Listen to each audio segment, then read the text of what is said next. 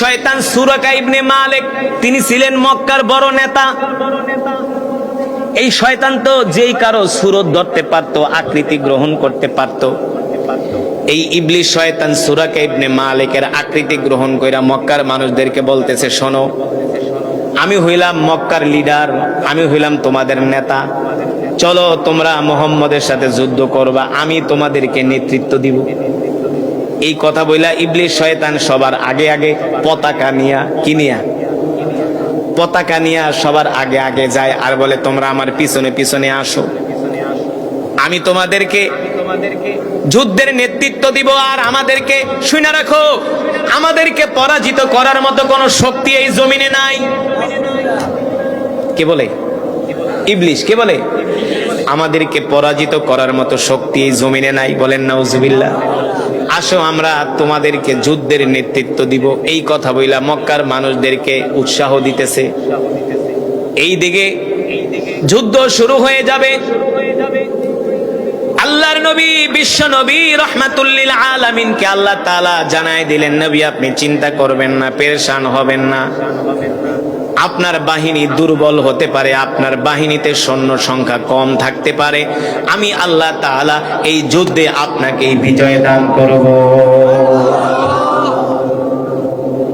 যুদ্ধ এখনো শুরু হয় নাই, আল্লাহ তাআলা জানাই দিলেন, হাবিব এই যুদ্ধে আবু জেহেল মরবে। আল্লাহু আকবার।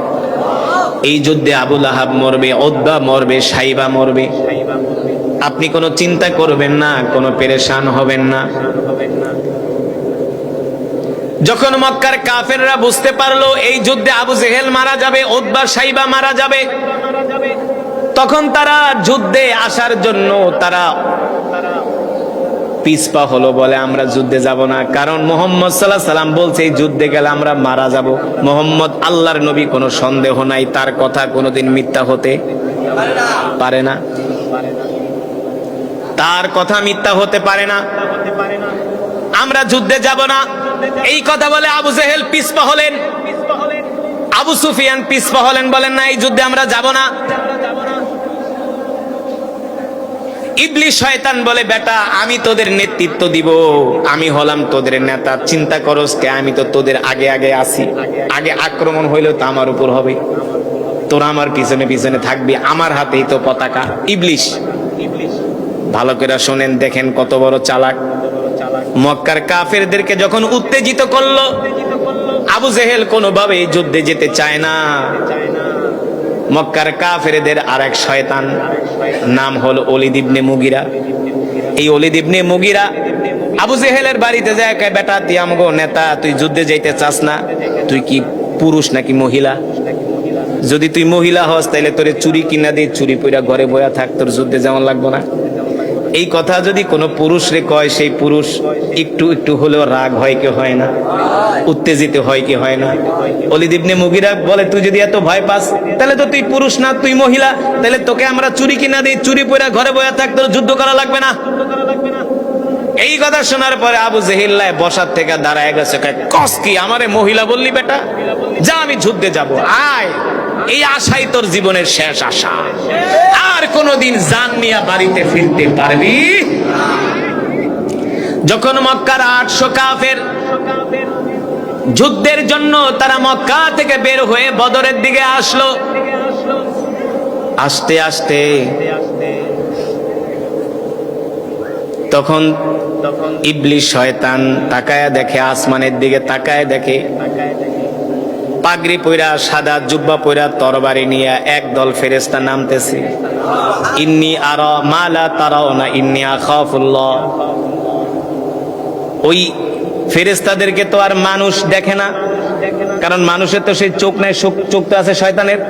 শয়তানের ফেরেশতা দিকেই ভয় পাইছে, বাবারে 5000 ফেরেশতা, কে আমি যাবো না, আমি যাবো না এই যুদ্ধে। এখন মক্কার সব মানুষ ইবলিসের দশে, তুই না আমগো উত্তেজিত করে যুদ্ধের ময়দানে নিয়ে আসলি, তুই এখন কেন ভাগবি?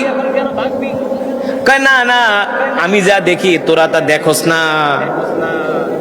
কি দেখছো, কি দেখছো? এটার ইবলিস শয়তান বলে না, বললে তো ভয় পাইব।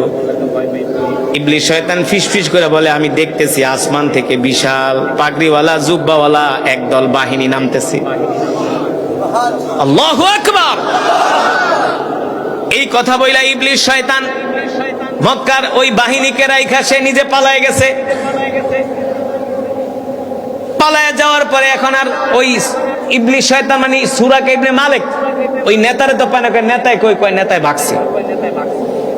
এখন ওলীদ ইবনে মুগীরা আবু জেহেলদেরকে বলে, শোন, নেতায় ভাগছে, আমরা তো তার পরের পাতি নেতা, আমরা যদি এখন যুদ্ধে না যাই তাহলে মক্কার মানুষদেরকে আমরা মুখ দেখাইতে পারবো না, চল কপালে যা আছে যুদ্ধ করি মুহাম্মদের সাথে। এই কথা বইলা তারা বদরের দিকে রওনা শুরু করলেন। বদরে এসে তাবু গাড়লেন। আল্লাহ রাসূল বদরের প্রান্তরে এসে গোয়েন্দা পাঠাইলেন, যাও যায় দেখো কাফেরদের সৈন্য সংখ্যা কত। এবার মক্কার কাফেরদের কাছে আল্লাহ নবী যখন গোয়েন্দা পাঠাইলেন, আয়েশা দেখলেন মক্কার বিশাল বাহিনী 800 কাফের সৈন্যবাহিনী, তারা অস্ত্র নিয়ে রেডি, যে কোনো সময় তারা আল্লাহ রসুলের বাহিনীর উপরে, সাহাবীদের উপরে তারা আক্রমণ করবে।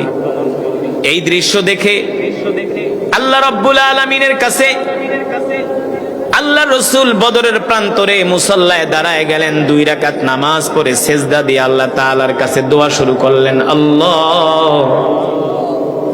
কত কষ্ট কইরা 13 বছর মেহনত করে মালিক 313 জন জোগাড় করছি, 313 জন রেডি করছি। আজকের যুদ্ধে যদি আমরা হেরে যাই তাহলে নাম নিশানা মুছে যাবে আমাদের। আল্লাহ, আজকের যুদ্ধে আপনি আমাদেরকে সাহায্য করেন, আমাদেরকে বিজয় দান করেন। আল্লাহ রসুলের এই দোয়া শোনা মাত্র আল্লাহ তাআলা জিব্রাইলকে পাঠাইলেন, জিব্রাইল যাও যাও জমিনে যাও, আমার নবীকে যায় যুদ্ধের সুসংবাদ শোনায় দাও, আমি আল্লাহ এই যুদ্ধে আমার বন্ধুকে বিজয় দান করব।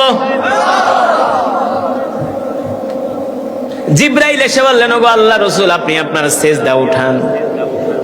ফাআনজালাল্লাহু সাকিনাতাহু আলা রাসূলিহি ওয়া আলাল মুমিনিন ওয়া আলজামাহুম কালিমাতাত তাকওয়া ওয়া কানু আহাক্কা বিহা ওয়া আহলাহা। ওগো রাসূল, আপনি আপনার সেজদা উঠান। ওগো রাসূল, আপনি আপনার সেজদা উঠান। আপনি চিন্তা করবেন না, পেরেশান হবেন না।